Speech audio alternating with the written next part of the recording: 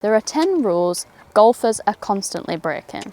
So what are they and what can you do better next time? Now, when you find your golf ball out on the course, regardless of how bad the lie is, you still need to play it where it is. Now, obviously, if you're having a fun game with your friends, you can pull it out and move it. But if you're playing in a competition, you can't just move it to the side and put it in a bit of a better lie when no one's looking. So if you're on a golf course, make sure you're remembering to play the ball where it lies. And if it's really that bad and you don't think you can hit it, you're going to have to go ahead and take a penalty drop. If you're looking for your ball in the rubbish, it's quite common that you hear someone say, "I'm just going to declare that one lost." And they head back to the tee or they go hit the provisional. Now, actually, you can't declare a ball lost. So obviously, if 3 minutes go and you haven't found the golf ball, you need to go and hit another.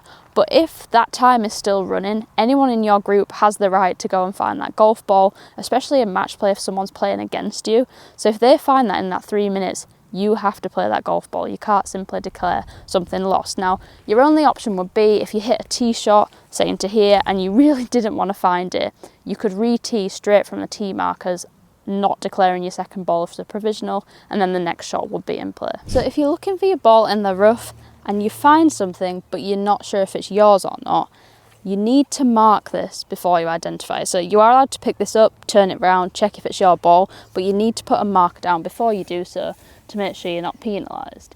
Now, in this case, I can see this is a TaylorMade 3, which is what I hit off the tee.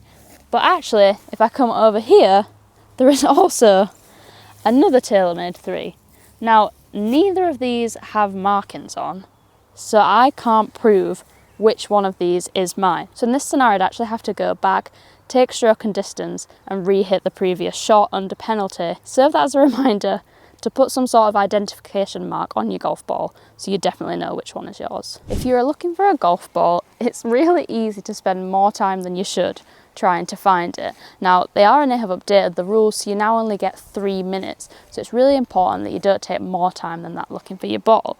Now, it is important to note, if you find a ball in that time, but you're not sure if it's yours, you can actually stop that timer, identify the ball, and then start looking again if it's not yours. So that's the only way you can get a little bit of additional time to find your golf ball. Now, if you're on the green and you've decided to mark your ball, it's interesting to know you can actually mark it wherever you want. So side, back, front, whatever, as long as you replace it back in the same place. So if you're going to mark it here, once you've picked up your ball, cleaned it and lined it up, make sure you're not placing it back here because it's not in the same spot. Make sure you're putting it back on the exact spot and then getting on with the rest of your game. Now, loads of modern day lasers have slope on them, which is fine if you're just playing a fun game or a practice round, but actually you can't use that in competitions.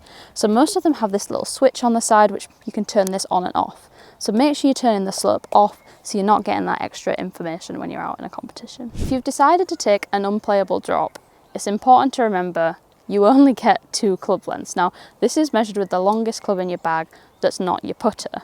Now, in this situation, 2 club lengths is definitely going to get me out of this heather, but I'm probably not going to have a shot to the green. Now, I can't just decide that I'm going to drop it here because the shot will be a little bit easy. I have to stick to those 2 club lengths, and also the ball has to stay in that area when I drop it.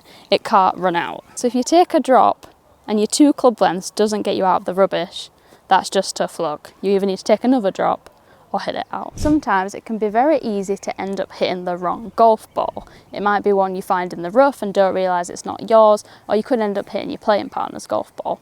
Now, in this situation, you get a 2-shot penalty, but the big thing lots of people miss is you actually have to go back to where you hit your last shot from with your ball and finish the hole from there. So you can't just keep hitting the wrong golf ball and finish the hole.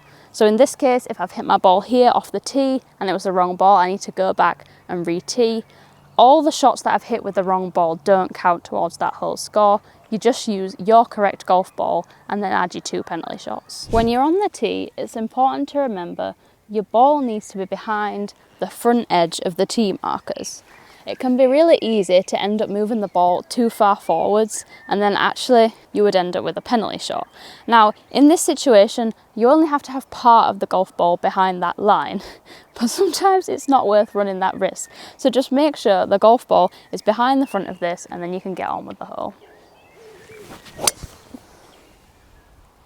Now, if you've hit your ball in the hazard, you have a few different options. One of the biggest ones is back in line, but when people do this, they don't always do it correctly. So in this scenario, my ball's ended up here in the corner of this hazard. I don't want to play it, so I'm going to go back in line with the point of entry and the pin.